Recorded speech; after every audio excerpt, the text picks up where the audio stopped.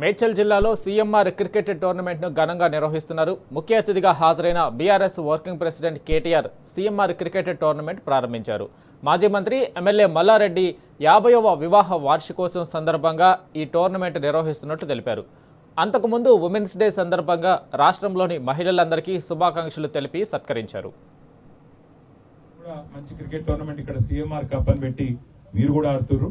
చాలా చాలా సంతోషం. మరి ఇప్పుడు ఇంకా ఎండాకాలం పూర్తిగా షురూ కాకముందు ఎండలైతే దంతున్నాయి కాబట్టి ఎక్కువ ఆలస్యం చేయకుండా పెద్దలు మల్లారెడ్డి గారి స్ఫూర్తితో వారిలో ఉండే ఉత్సాహం, వారిలో ఉండే జోష్ మీ మేడ్చల్ యూత్ మొత్తంలో, తెలంగాణ యూత్ మొత్తంలో ఉండాలి.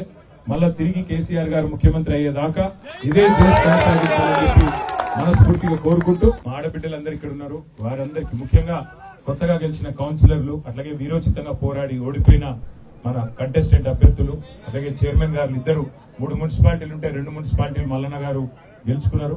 మరి ఆ ఇద్దరు చైర్మన్లకు అదేవిధంగా రాష్ట్ర వ్యాప్తంగా ఉండే ఆడబిడ్డలందరికీ హృదయపూర్వకంగా అంతర్జాతీయ మహిళా దినోత్సవ శుభాకాంక్షలు కూడా తెలియ